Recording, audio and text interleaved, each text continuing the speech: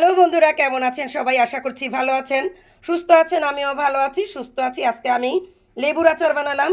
আর এই লেবুর আচারটা কিভাবে বানিয়েছি তো চলুন আমার সাথে ঘুরে দেখে আসি আমি কিভাবে এই লেবুর আচারটা বানালাম। তো বন্ধুরা, লেবুর আচার বানানোর জন্য এই যে আমি ছোট ছোট লেবু নিয়ে নিয়েছি। এই লেবুগুলি আমি ভালো মতো ধুয়ে নিব।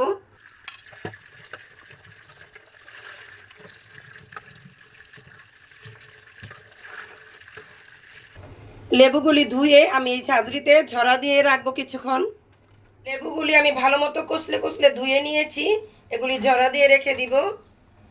বন্ধুরা, এই তো আমি লেবুগুলিকে ভালো মতো ধুয়ে তারপরে একটা কাপড় দিয়ে মুছে নিয়েছি যাতে এটার মধ্যে পানি না থাকে। এখন আমি লেবুগুলি টুকরো টুকরো করে কেটে নিব।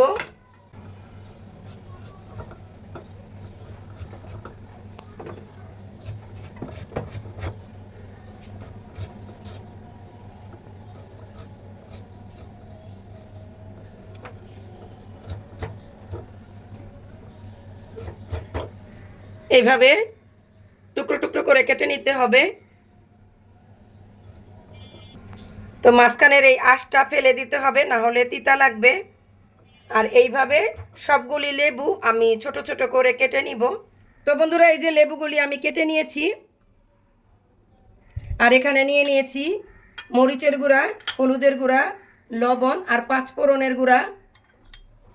তো এগুলি দিয়ে আমি এখন আচারটা বানিয়ে নিব। প্রথমে আমি দিয়ে দিলাম হলুদের গুঁড়া, দিয়ে দিলাম লবণ। পৃথিবীর সবচেয়ে সহজ পদ্ধতিতে এই আচারটা বানানো যায়। দিয়ে দিলাম পাঁচফোড়নের গুঁড়া আর দিয়ে দিলাম মরিচের গুঁড়া। যেহেতু টক ঝাল আচার এটা, তো মরিচটা একটু বেশি দিব।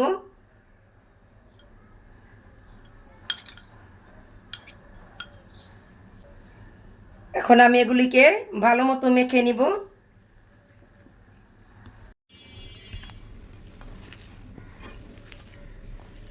তো কচলে কচলে আমি মেখে নিচ্ছি যাতে এই মশলাগুলি সব লেবুর ভিতরে ঢুকে।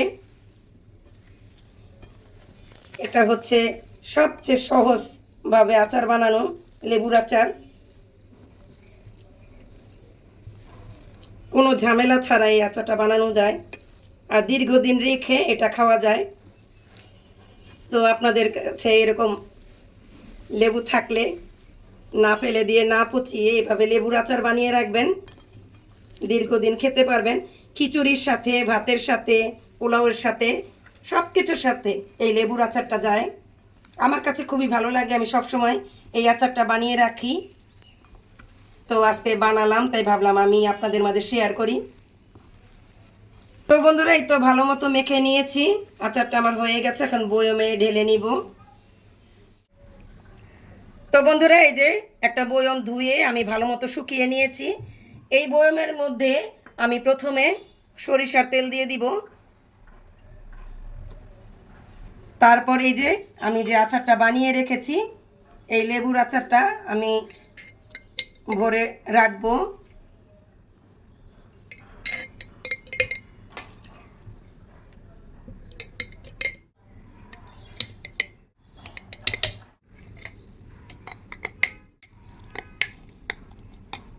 তো সরিষার তেলের মধ্যে ভরে নিচ্ছি। আচারটা দেখতে যেমন সুন্দর হয়েছে, খেতে অনেক মজা হবে। আমি এর আগেও এই আচার বানিয়েছি। তো এইভাবে সবগুলি আচার আমি ভরে নিব। তো এতে একটা বয়মে আচারগুলি ভরে নিয়েছি। এখন এই উপরে একটু তেল দিয়ে দিব।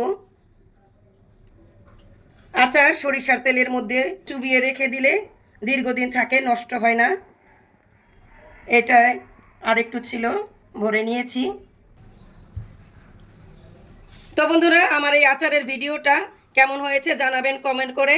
আর আপনাদের যদি একটু ভালো লেগে থাকে তাহলে লাইক করবেন, কমেন্ট করবেন এবং আমার চ্যানেলটা সাবস্ক্রাইব করবেন। আর যারা অলরেডি সাবস্ক্রাইব করেছেন তাদেরকে জানাই অসংখ্য অসংখ্য ধন্যবাদ। টাটা, বাই বাই, দেখা হবে নেক্সট ভিডিওতে।